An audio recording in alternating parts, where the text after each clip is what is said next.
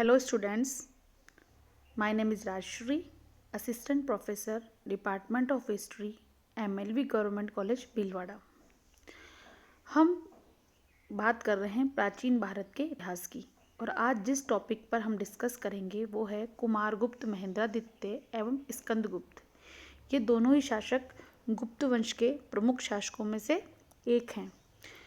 इससे पहले हम गुप्त वंश के बारे में काफ़ी चर्चा कर चुके हैं, समुद्रगुप्त की विजयों के देख चुके हैं, चंद्रगुप्त विक्रमादित्य के बारे में अध्ययन कर चुके हैं और आज हम इसी कड़ी में उसके बाद के जो शासक हुए हैं कुमारगुप्त, महेंद्रादित्य एवं स्कंदगुप्त की इस वीडियो में चर्चा करेंगे। सबसे पहले हम बात करेंगे कुमारगुप्त, महेंद्रादित्य की।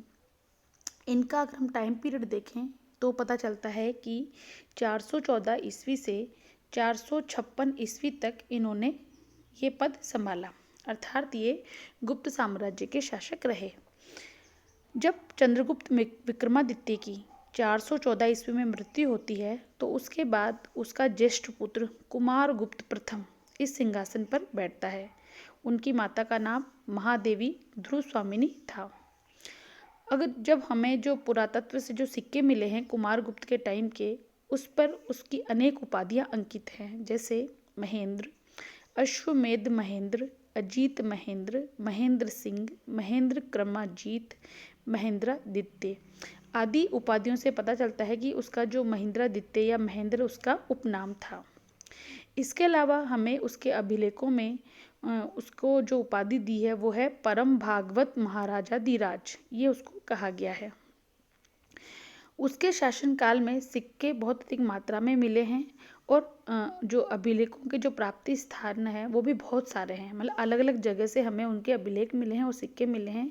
इससे ये स्पष्ट होता है कि कुमारगुप्त जो महेंद्रादित्य था वो गुप्त साम्राज्य की सीमाएं उसके काल में अखंड रूप से विद्यमान थी और बहुत अधिक विस्तृत थी, जैसी कि उसके पिता के समय में थी। अगर हम उसके शासनकाल या साम्राज्य विस्तार के में देखें तो देखते हैं कि गुप्त साम्राज्य में हिमालय से नर्मदा तक और पूर्व में बंगाल की खाड़ी से पश्चिम में अरब सागर तक समस्त उत्तरी भारत सम्मिलित था। संभवतया भारत के वे प्रदेश जो उसके सीधे शासन में नहीं थे वो भी उसका स्वामित्व स्वीकार करते थे। तो हम देखते हैं कि जो कुमारगुप्त का जो शासन क्षेत्र था, साम्राज्य था, वो बहुत अधिक क्या था, विस्तृत था।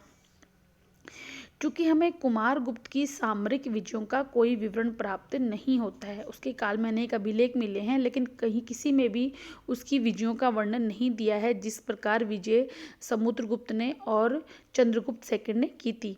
फिर भी उसकी सामरिक शक्ति का अनुमान हम इससे भी लगा सकते हैं कि उसके समय में जो गुप्त साम्राज्य की जो सीमाएं थी वो अखंड बनी रही, अर्थात जो विजय समुद्रगुप्त ने की थी उसके बाद जो चंद्रगुप्त सेकंड था उसने बहुत सारे साम्राज्य विस्तार किया और जैसा साम्राज्य उसको मिला अपने कार्यकाल में उसको वो साम्राज्य की सीमाओं को उसने बनाए रखा। शांति, स्थिरता और सुव्यवस्था के कारण गुप्त साम्राज्य कुमारगुप्त के काल में अपनी समृद्धि की चरम सीमा पर था। यह बात स्पष्ट हो जाती है किन चीज़ों से, जैसे कि उसकी सिक्के बहुत अधिक विशुद्ध थे, अर्थात शुद्ध धातु के सिक्के बनाए गए, बहुत ही सुंदर सिक्के थे। इसके अलावा उसके काल में स्थापत्य और मूर्ति कला का जो विकास हुआ, जो आर्थिक और व्यापारिक उन्नति हुई, उससे ये सिद्ध हो जाता है कि उसके काल में शांति सुव्यवस्था बनी रही और गुप्त काल का ये स्वर्णिम काल था। इसके अलावा हम देखते हैं कि कुमारगुप्त ने भी अश्वमेध यज्ञ का आयोजन किया, क्योंकि उसके काल में भी हमें अश्वमेध शैली के सोने के सिक्के मिले हैं जिन पर एक तरफ यज्ञ के खंभे से बंधा हुआ अश्व दिखाया गया है और दूसरी ओर हाथ में चवर लिए हुए राजमहिषी की मूर्ति अंकित है। इसके अलावा एक अन्य सिक्के है जिसमें लिखा हुआ है जयति दिव कुमार अभिलेख है तथा पीछे का तरफ अश्वमेध महेंद्र अंकित है। तो इन सिक्कों से स्पष्ट हो जाता है कि कुमारगुप्त प्रथम ने अपने काल में अश्वमेध यज्ञ का आयोजन किया। इसके अलावा हमें उसके काल में पुष्यमित्रों के आक्रमण का भी उल्लेख प्राप्त होता है। जो पुष्यमित्र थे वो मध्य भारत की एक जाति थी जिसका वर्णन हमें वायु पुराण और जैन कल्प सूत्र में मिलता है। एक प्रमुख इतिहासकार हुए हैं डॉक्टर जायसवाल। उनका ये मानना है कि जो पुष्यमित्र जाति थी वो अवंती में शासन करती थी। पुष्यमित्रों ने जो गुप्त साम्राज्य पर आक्रमण किया, किंतु इस समय राजकुमार स्कंदगुप्त को इस अभियान में भेजा गया उनको पराजित करने के लिए, और स्कंदगुप्त की इसमें विजय हुई और पुष्यमित्रों की शक्ति को हमेशा के लिए क्या कर दिया गया, शांत कर दिया गया। क्योंकि इसके बाद हम भारत के इतिहास में पुष्यमित्रों का कभी भी उल्लेख नहीं पाते हैं। ये आपके ऑब्जेक्टिव क्वेश्चन बन जाता है कि पुष्यमित्र का आक्रमण कब हुआ। अब आप कंफ्यूज ना हो, पुष्यमित्र शुंग अलग था जो आपका ब्राह्मण शासक था और मौर्यों के बाद उनका उदय हुआ था, और ये पुष्यमित्र हैं, ये अलग हैं। ये एक जाति थी, मध्य भारत का एक छोटा सा राजवंश था और उन्होंने कुमारगुप्त के समय आक्रमण किया था। इसके बाद बात आती है हूणों के आक्रमण की। गुप्त वंश में जो महत्वपूर्ण जो आक्रमण हुए वो है हूण आक्रमण। जो हूण थे मध्य एशिया की एक लड़ाकू जाति थी, और इस काल में जब कुमारगुप्त का शासन का अंतिम चरण चल रहा था तो वो वृद्धावस्था में था, तब हूणों ने यहाँ भारत पर आक्रमण किया। भीतरी अभिलेख की 15वीं पंक्ति में हमें हूणों के आक्रमण का उल्लेख मिलता है। इस आक्रमण के बारे में कहा गया है कि उसने गुप्तों की कुल लक्ष्मी को विचलित कर दिया। हूणों के आक्रमण का सामना करने के लिए राजकुमार स्कंदगुप्त को भेजा गया था, और स्कंदगुप्त ने हूणों के विरुद्ध बहुत ही भीषण युद्ध किया और इस युद्ध में अपनी विजय यात्रा की। लेकिन इसके बाद जब वो वापस लौटा विजय के बाद, उस समय तक कुमारगुप्त प्रथम की मृत्यु हो चुकी थी।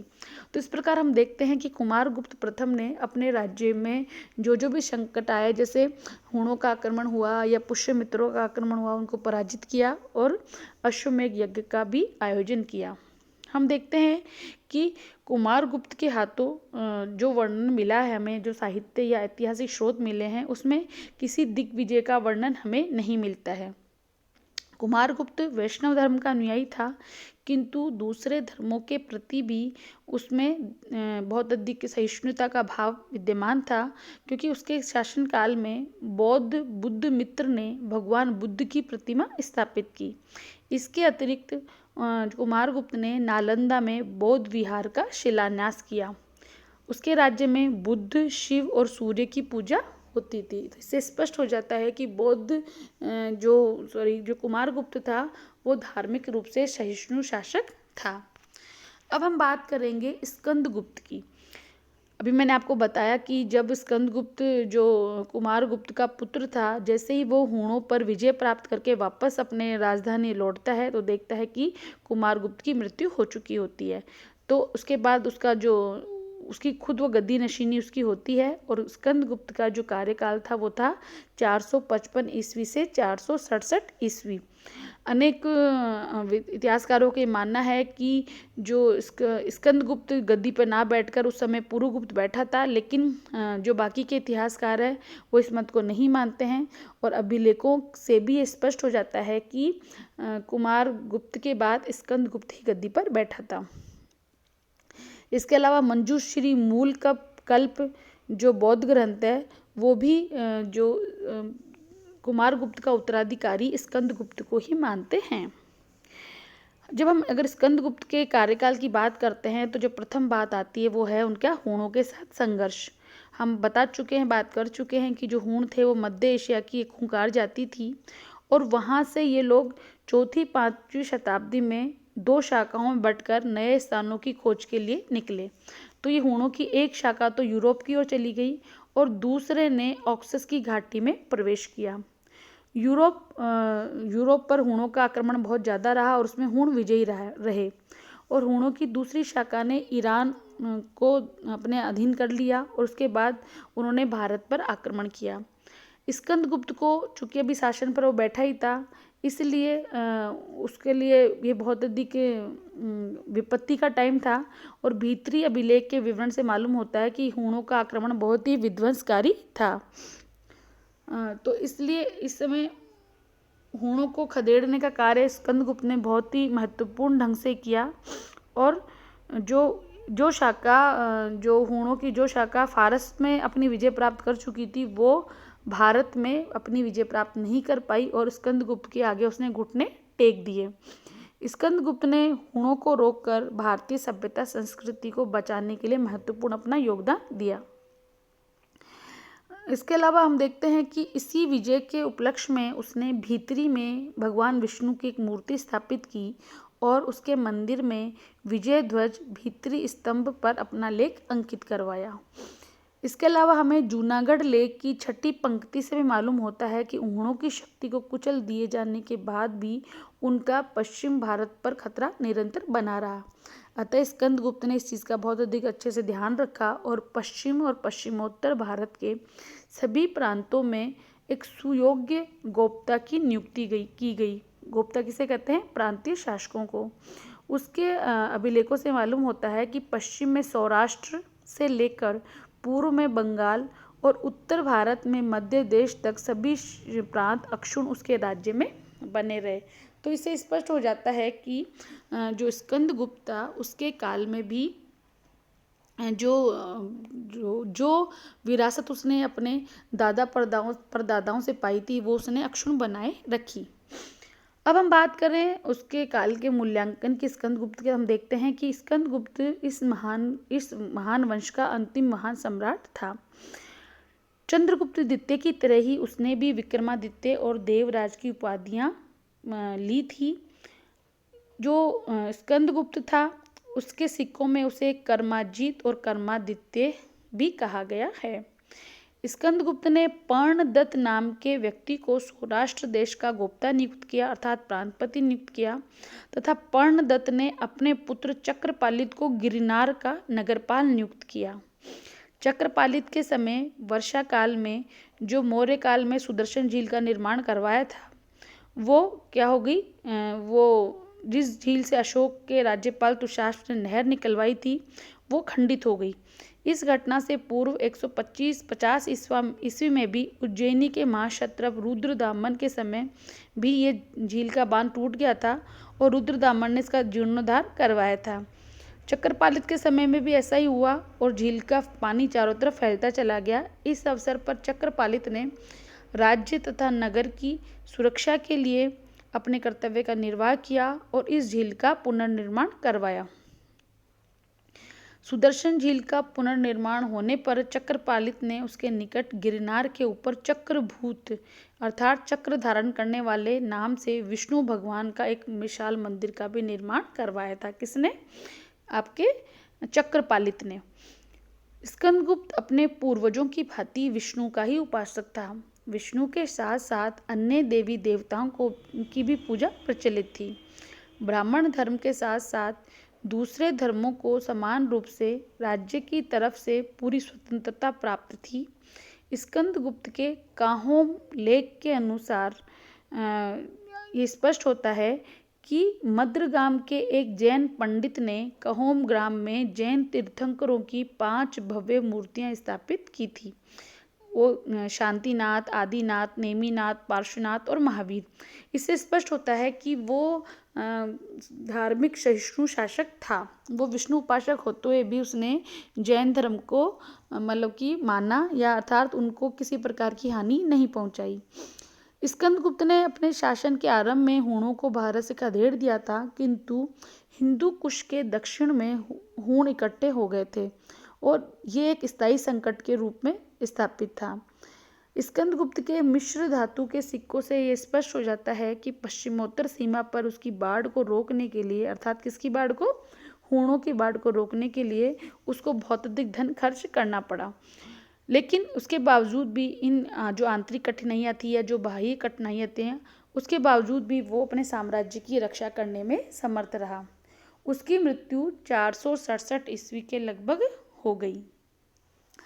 तो हम देखते हैं कि जो हुणों का जो आक्रमण हुआ स्कंदगुप्त के काल में, तो इसने जो अभी तक जो गुप्तों की जो समृद्धि चली आ रही थी उसको इसने बहुत अधिक मात्रा में नुकसान पहुंचाया, क्योंकि उससे पहले उसके पिता कुमारगुप्त के काल में जो सिक्के मिले हैं या जो स्वर्ण सिक्के मिले हैं, लेकिन स्कंदगुप्त के काल तक आते आते मिश्र धातु के सिक्के मिलना इस बात का स्पष्ट प्रमाण है कि उस काल में गुप्त काल की स्थिति कमजोर होती चली गई थी।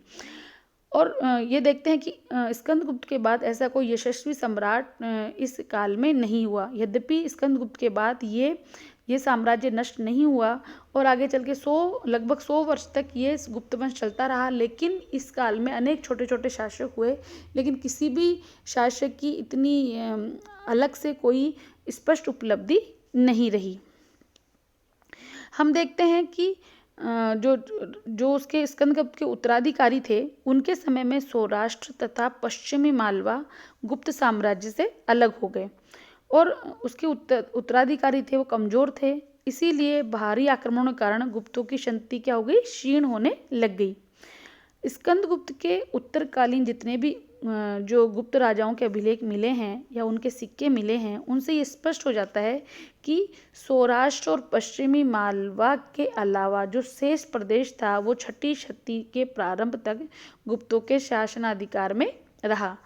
तो हम देखते हैं कि जो छोटे छोटे इसके काल के बाद राजा हुए, उनमें देखते हैं कि इसके बाद पुरुगुप्त शासक बना, जिसका टाइम पीरियड 467 से 468 ईस्वी रहा। इसके बाद नरसिंहगुप्त बालादित्य शासक बना। इन्होंने 468 ईस्वी से 472 ईस्वी तक शासन किया। नरसिंहगुप्त बालादित्य के बाद कुमारगुप्त द्वितीय शासक हुआ। इसने 472 से 475 ईस्वी तक शासन किया। इसके बाद विष्णुगुप्त हुआ। इसने 475 से 477 ईस्वी तक शासन किया। तो हम देखते हैं कि इनका कार्यकाल अत्यंत सीमित रहा, 2-2, 4-4 वर्ष रहा। विष्णुगुप्त के बाद बुद्धगुप्त शासक बना, जो 477 ईस्वी से 495 ईस्वी तक सिंहासन पर बैठा। इसके बाद वैण्यगुप्त हुआ। इसने 495 ईस्वी से 508 ईस्वी तक शासन किया। इसके बाद वैण्यगुप्त के बाद भानुगुप्त बालादित्य हुआ, जिसने 508 से 530 ईस्वी तक शासन किया। तो हम देखते हैं कि जो भानुगुप्त बालादित्य था, ये इसके बाद जो महत्वपूर्ण जो शासक हुए बाद में, वो और भी अधिक मतलब कि उसके बाद निरंतर पतन की ओर गुप्त वंश अग्रसर होता जा रहा था। अगर हम गुप्त वंश की समाप्ति या अंतिम शासक की बात करें तो हम देखते हैं कि उसमें वज्र का नाम सबसे अंतिम स्थान पर आता है। हेनसांग जो भारत की यात्रा पर चीनी यात्री आया था, उसके अनुसार वज्र अथवा गोपचंद्र भानुगुप्त बालादित्य का ही लड़का था और संभवतः अंतिम गुप्त सम्राट जिसे यशोधर्मन के हाथों पराजित होना पड़ा, ठीक है, वह हेनसांग द्वारा उल्लेखित भानुगुप्त का पुत्र वज्र अथवा गोपचंद्र ही था। यशोधर्मन विष्णुवर्धन के मंदसौर अभिलेख से भी ये ज्ञात होता है कि यशोवर्मन एक अद्वितीय दिग्विजेता हुआ और उसकी प्रचंडता के समक्ष हूणों के साथ साथ गुप्तों की राजश्री भी हतप्रभ होती चली गई। अर्थात यशोधर्मन ने अंतिम जो गुप्त शासक था वज्र, उसको पराजित किया।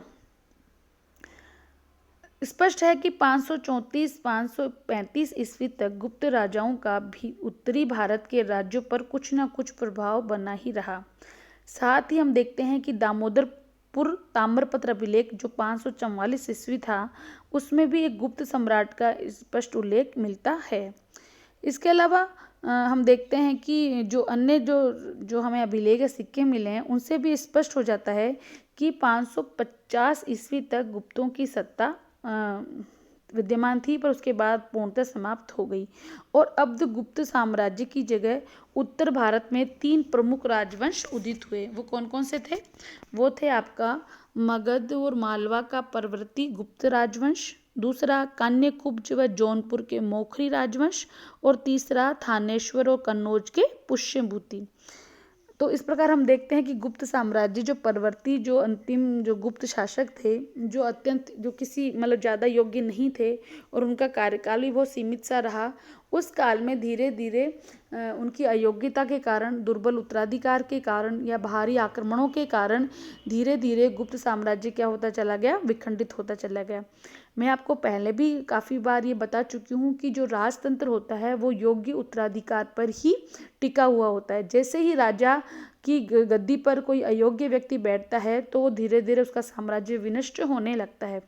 तो हम देखते हैं कि जिस प्रकार की योग्यता चंद्रगुप्त प्रथम या हम कहें समुद्रगुप्त, चंद्रगुप्त द्वितीय, कुमारगुप्त फर्स्ट या स्कंदगुप्त में थी, वैसे बाद के शासकों में नहीं थी। और इसी कारण जो गुप्त वंश इतना बड़ा साम्राज्य था, उसमें धीरे धीरे सामंत लोग उनसे अलग होते चले गए और अपने छोटे छोटे राजवंशों की उन्होंने स्थापना कर ली। और हम देखते हैं कि उत्तर भारत में 3 प्रमुख राजवंश गुप्त काल के बाद उभर कर आए। लेकिन अब अगर हम इतिहास के महत्व के रूप में देखें अगर गुप्त वंश को, तो हम देखते हैं कि जो गुप्त वंश का जो काल था या गुप्त काल था, वो ऐतिहासिक दृष्टि से बहुत ही महत्वपूर्ण काल था। यदि हम इस काल की धार्मिक उन्नति की बात करें या इस काल में सामाजिक, राजनीतिक, प्रशासनिक सभी जो विभिन्न प्रकार के समाज के पूर्ण रूपेण अलग अलग भाग हैं, उनकी उन्नति की बात करें, तो हम देखते हैं कि इस काल में बहुत अधिक महत्वपूर्ण उन्नति हुई। और इसका कहीं न कहीं श्रेय इस काल की शांति समृद्धता को दिया जाना चाहिए, क्योंकि जब प्रशासनिक रूप से पूरा क्षेत्र एक हो गया और जब दीर्घ काल तक एक शांतिपूर्ण व्यवस्था बनी रही उस एरिया में, तो व्यापार वाणिज्य की उन्नति होना स्वाभाविक था। इसके अलावा जो शासक थे वो बहुत अधिक धर्म सहिष्णु थे। उन्होंने धर्म को एक पक्ष माना और उसको जनता को इससे अलग रखने की कोशिश की। इसीलिए ये जो काल था वो इतना समृद्ध हो पाया। तो हम देखते हैं कि जो गुप्त काल के जिस प्रकार का एक समुद्रगुप्त ने अपनी विजयों के द्वारा एक साम्राज्य स्थापित किया था, और चंद्रगुप्त सेकंड ने उस विजयों में थोड़ा सा योगदान दिया, 1-2 क्षेत्रों की ओर विजय की। उस साम्राज्य को कुमारगुप्त और स्कंदगुप्त ने संभाले रखा। लेकिन बाद के जो शासक हुए, कुमारगुप्त द्वितीय हुए, भानुगुप्त बालादित्य हुए, पुरुगुप्त आदि हुए, वो इस साम्राज्य को संभाल कर रख के नहीं पाए और इसीलिए साम्राज्य क्या हुआ, आगे चलकर नष्ट हो गया। तो ये जो 2 इम्पॉर्टेंट ये जो टॉपिक हैं वो आपके एग्ज़ाम की दृष्टि से महत्वपूर्ण है। कई बार स्कंदगुप्त की उपलब्धियों के बारे में पूछा जाता है, कई बार आपके शॉर्ट नोट में हूणों के आक्रमण भी आ जाते हैं। इसके अलावा कुमारगुप्त के समय जो पुष्यमित्रों का आक्रमण हुआ, उसके बारे में भी कई बार क्वेश्चंस आपके एग्जाम्स में आ जाते हैं। इसके अलावा ये क्वेश्चन भी बन के जाता है कि इतिहास में कुमारगुप्त का योगदान बताइए या इतिहास में स्कंदगुप्त का योगदान बताइए। तो इन सब दृष्टिकोणों से ये टॉपिक बहुत इम्पोर्टेंट है। आप इसको शॉर्ट नोट के तरीके से भी पढ़ेंगे और इसके बड़े क्वेश्चन भी पढ़ेंगे। इसी के साथ मैं ये टॉपिक ख़त्म करती हूँ। धन्यवाद।